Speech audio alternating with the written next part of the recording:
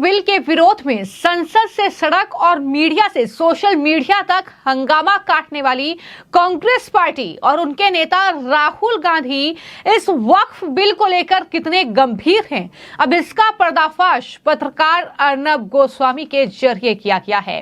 दरअसल अपने शो में राहुल गांधी पर बड़ा खुलासा करते हुए अर्नब गोस्वामी ने यह कहा कि राहुल गांधी उस समय झपकी ले रहे हैं जब महत्वपूर्ण बहस चल रही है। वो पायजामा और चप्पल पहनकर वहां पर आए हैं। इस तरीके से डिबेट में जो है कई सवाल अर्नब गोस्वामी ने, जो बीजेपी के प्रवक्ता वहां पर थे और कांग्रेस पार्टी के प्रवक्ता थे, उनसे किए। तो इस पर बीजेपी के प्रवक्ता ने जवाब दिया कि संसद में राहुल गांधी का ये जो व्यवहार है कि वहां पर जो है सुबह से बहस चल रही है बिल पर, राहुल गांधी देर रात पहुंचते हैं और वो भी जो है बाथरूम स्लीपर पे वो पहुंच जाते हैं। तो इसको लेकर उन्होंने जवाब दिया कि संसद में राहुल गांधी का ये जो व्यवहार है ये बहुत शर्मनाक है। इस पर जब सवाल जो है वो कांग्रेस पार्टी के प्रवक्ता से अर्नब गोस्वामी ने किया तो उन्होंने कहा कि आपको कांग्रेस के बारे में बात करनी चाहिए, ना कि इस बारे में बात करनी चाहिए कि राहुल गांधी क्या पहनकर वहां पर आए हैं। वो पायजामा पहनकर आए हैं या फिर वो बाथरूम स्लीपर पहनकर आए हैं।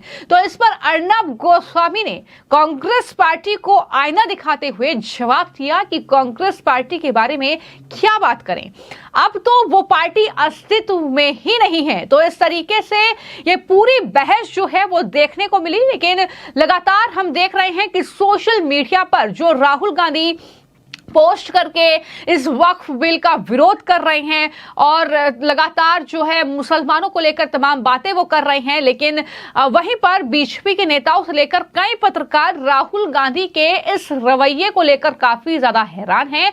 राहुल गांधी के इस पूरे जो पहनावे हैं उनका, इसको लेकर दरअसल हैरान है कि राहुल गांधी जो मुसलमानों के हक की बात कर रहे हैं सोशल मीडिया के जरिए या फिर अपने बयानों के जरिए या फिर संसद में, दरअसल उस राहुल गांधी को गंभीर दिखना चाहिए, गंभीर होना चाहिए इन मुद्दों को लेकर। लेकिन राहुल गांधी लोकसभा में 12 घंटे की बहस चलती है और जब वहां पर वोटिंग का टाइम आता है तब राहुल गांधी पहुंचते हैं। ऐसा लग रहा था कि नींद से उठकर आए हैं और वो स्लीपर और पजामा पहने हुए संसद के अंदर दाखिल होते हैं और उसके बाद तस्वीर आती है कि राहुल गांधी वहां पर सो रहे हैं जब किरण रिजिजू वहां पर भाषण दे रहे हैं। तो इस तरीके की ये तस्वीर जो है वो देखने को मिली है और इसको लेकर लगातार सोशल मीडिया पर तरह तरह की जो पोस्ट है वो लोगों के जरिए की जा रही है। राहुल गांधी की तस्वीर को शेयर किया जा रहा है जब वो झपकी वहां पर ले रहे हैं। और ये पहली तस्वीर नहीं है, इससे पहले भी कई बार कुछ इस तरह की तस्वीरें देश ने देखी है जब संसद में बहुत महत्वपूर्ण मुद्दों पर चर्चा होती है, जब वहां पर लीडर ऑफ अपोजिशन होने के नाते आपको गंभीर होना चाहिए, आपको संसद में मौजूद होना चाहिए, लेकिन आप वहां पर नहीं होते हैं और इस तरीके से संसद से बाहर आप लगातार सरकार को घेरते हैं, मुद्दों को लेकर लगातार उन पर आरोप लगाते हैं। लेकिन जब बारी आती है प्रूव करने की कि हाँ वाकई आप उनका भला चाहते हैं तो इस तरीके से आप नदारद होते हैं। तो तरह तरह के कमेंट्स किए जा रहे हैं और यही सवाल जो है वो पत्रकार अर्नब गोस्वामी ने भी अपने इस शो में कांग्रेस पार्टी के प्रवक्ता से किया। तो कांग्रेस पार्टी के प्रवक्ता इस पर आगबूला हो गए। इस पर भी अर्नब ने जवाब दिया और कहा कि कांग्रेस पार्टी के बारे में क्या बात करनी है, कांग्रेस पार्टी तो अस्तित्व में अब है ही नहीं और राहुल गांधी जिस तरह की हरकत कर रहे हैं उस पर तो दरअसल कार्रवाई होनी चाहिए, ये भी लगातार लोग कहते हुए नजर आ रहे हैं।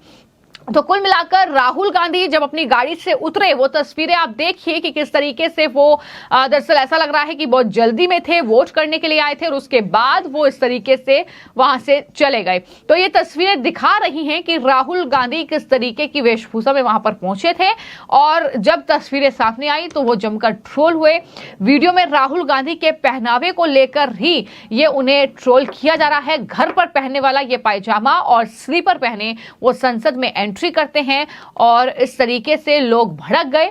लोगों ने सोशल मीडिया पर यह कहा कि देर रात वो संसद में व्हाइट टी शर्ट, ब्लैक पजामा और ब्लैक ही स्लीपर में संसद पहुंचे। उनके पहनावों को देखकर यह साफ तौर पर लग रहा है कि यह कपड़ा राहुल गांधी द्वारा घर में पहना जाता है। इस तरीके की बातें भी सोशल मीडिया पर हो रही हैं। हालांकि ना तो राहुल गांधी के जरिए और ना ही कांग्रेस पार्टी ने इस पूरी वीडियो पर कोई बयान दिया है या जो टिप्पणियां की जा रही हैं सोशल मीडिया पर उस पर कोई प्रतिक्रिया दी है। जैसा कि मैंने बताया कि सोशल मीडिया पर लगातार ये वीडियो वायरल हो रहा है और कई लोगों ने कमेंट किया है, रिपोस्ट किया है, जिसमें कुछ लोग ये लिख रहे हैं कि दरअसल वो सुबह से पूरी बहस में एब्सेंस रहे और अब वो केवल वोट देने के लिए संसद में आए। विपक्ष के नेता की बात तो भूल ही जाइए, वो सांसद होने के लायक भी नहीं है, ये भी लोग कमेंट कर रहे हैं। और कई लोग जो है लगातार फेसबुक पर भी इसे अपलोड कर रहे हैं, एक्स हैंडल पर इस वीडियो को शेयर कर रहे हैं जिसमें राहुल गांधी इस तरीके से चप्पल पहनकर और पजामा में नजर आए हैं। तो लोग इस पर खूब रिएक्ट कर रहे हैं और इस तरीके से जो है बीजेपी के लिए ये सबसे अच्छी बात है कि विपक्ष के नेता इस बड़े मंच पर अनुपस्थित रहे। इस तरह की बातें भी यूजर्स की तरफ से की जा रही है, लेकिन यहां पर सवाल ये है कि वक्फ बिल जाहिर तौर पर हमने देखा कि लंबे वक्त से चाहे कांग्रेस पार्टी के नेता हो, चाहे आम आदमी पार्टी के हों या फिर ओवैसी जैसे नेता हों, वो इस बिल का विरोध कर रहे हैं। कांग्रेस पार्टी के नेता इमरान मसूद हों या फिर अन्य दूसरे नेता हों, वो लगातार प्रोटेस्ट में हिस्सा ले रहे हैं, ये कहते हुए कि ये बिल मुसलमानों के खिलाफ है, ये मुसलमानों की जमीनों को हड़पने की कोशिश है, ये वक्फ की जमीन पर कब्जा करना चाहती है सरकार, तमाम तरह के आरोप। लेकिन जिसका दरअसल जिसको भाषण वहां पर देना चाहिए था, जिसको अपनी बात रखनी चाहिए थी संसद में, वो वहां से नदारद थे। तो इसको लेकर इस तरीके से अब कहीं ना कहीं कांग्रेस पार्टी एक बार फिर से सवाल के घेरे में आ गई है और यह पहला मौका नहीं है। इससे पहले भी राहुल गांधी जब संसद में भाषण देते हैं तब भी वो ट्रोल होते हैं। राहुल गांधी अब संसद में एक बार फिर से ऐसा लगता है कि सोते हुए नजर आए हैं, तब भी वो ट्रोल हो रहे हैं। और इससे पहले की तस्वीर भी आपने कई बार देखी होगी जब राहुल गांधी संसद में भाषण चल रहा है, संसद में बहस चल रही है प्रमुख मुद्दों पर, लेकिन वहां पर वो नींद की झपकियां लेते हुए दिखाई दिए हैं। तो इस तरीके से वक्फ बिल पर कहीं ना कहीं एक तरीके से कह सकते हैं कि ये तस्वीर जो है वो आईना दिखाने वाली है कि जिस राहुल गांधी ने लोगों को बरगलाने में, गुमराह करने में कोई कसर नहीं छोड़ी, अब भी वो लगातार पोस्ट कर रहे हैं। लेकिन असलियत क्या है, हकीकत क्या है, वो आपके मुद्दों को लेकर कितने गंभीर हैं, ये तस्वीर साफ तौर पर बयां करती है।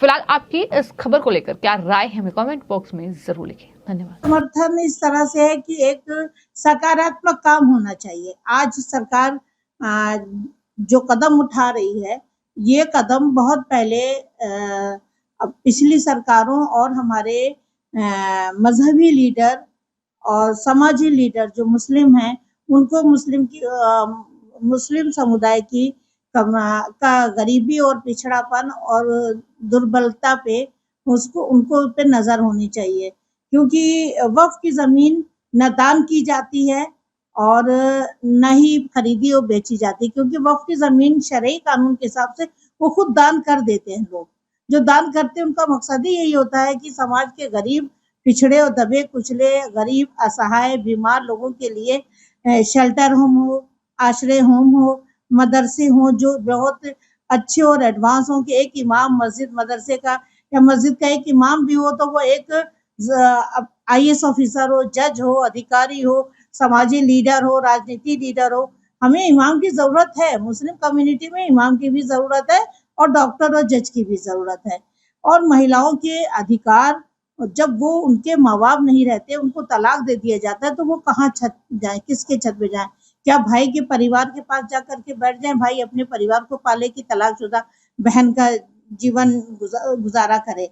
तो इसलिए वक्फ की जमीन का यही मकसद है कि मुस्लिम कम्युनिटी के गरीब और असहाय और बेसहारा लोग, बीमार लोग, उनके लिए हॉस्पिटल हो, एजुकेशन सेंटर हो, शेल्टर होम हो, कारखाने हो, ताकि वो सामाजिक और आर्थिक स्थिति में बेहतर हो जाए और वो देश का, मुस्लिम समुदाय का, खानदान का, अपने परिवार का खुशहाल जिंदगी जी सके। तो जब ये काम अभी तक वक्फ की जमीनों के साथ में नहीं हो पा रहा था, और समाज में ऐसा नहीं कि 100% नहीं हो रहा था, समाज में कुछ लोग वक्फ की जमीनों पे अच्छा इस्तेमाल कर रहे हैं, एजुकेशन सेंटर खुल रहे हैं, मदरसे खुल रहे हैं, लेकिन वो जितना काम वक्फ के विभाग को करना चाहिए वो ईमानदारी से वक्फ विभाग ने नहीं किया।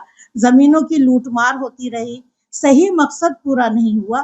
तो हम सरकार से उम्मीद करते हैं और गुजारिश करते हैं कि आप ये अधिनियम लाए हैं संशोधन करके। तो इसमें ईमानदारी से, पारदर्शिता से वक्फ की जमीनों को बिना किसी लूटपाट के वो समाज की दबे कुचले लोगों के लिए शेल्टर होम हो, आश्रय होम हो, मदरसे हो, कारखाने हो, मदरसा मॉडर्नाइज हो, ताकि वहां से इमाम भी निकले और जज और IAS अधिकारी भी पढ़ के निकले और वो काम करें समाज का और उनकी आर्थिक स्थिति बढ़े। सच्चर कमेटी ने भी यही कहा था कि मुस्लिम समुदाय की हालत दलितों से भी बदतर है। जब ये रिपोर्ट है तो उसको आप सच और सकारात्मक वर्तमान सरकार करे। अभी तक किसी सरकार ने मुसलमानों के हित के लिए और उनके एजुकेशन के लिए कुछ नहीं किया, सिर्फ वोट की राजनीति हुई है। तो हम बीजेपी सरकार या वर्तमान सरकार से गुजारिश करते हैं कि आप अपने मकसद में पारदर्शिता और न्यायप्रिय तरीके से उन महिलाएं जो अधिकार वंचित है, न्याय वंचित थी, उन सबको वही कुछ मिले जो उनका हक बनता है और वक्फ की जमीन का देने का जो जायज मकसद था वो मकसद पूरा हो जाए। इस बीच अगर बात किया जिस तरीके से ये बिल पेश हुआ है तो इसके बाद कहीं ना कहीं जो विपक्ष पार्टियों की बात की जाए वो भी कहीं ना कहीं विरोध में आए हैं, कुछ धर्मगुरुओं की बात की जाए वो भी विरोध में आए हैं। तो अब तक क्या सोते रहे क्या? अब तक सोते रहे भाई? उनके हाथ में इतने साल थे, 75 साल थे, 80 साल थे, क्या किया उन्हीं ने? सिर्फ ज़कात और खैरात के ही पैसे से वक्फ की जमीनों पे हॉस्पिटल और कारखाने खुल सकते थे, लेकिन किसी ने ही इतना वक्फ की जमीनों पे तवज्जो नहीं दिया। वक्फ के विभाग ही में लूट मार मचती थी।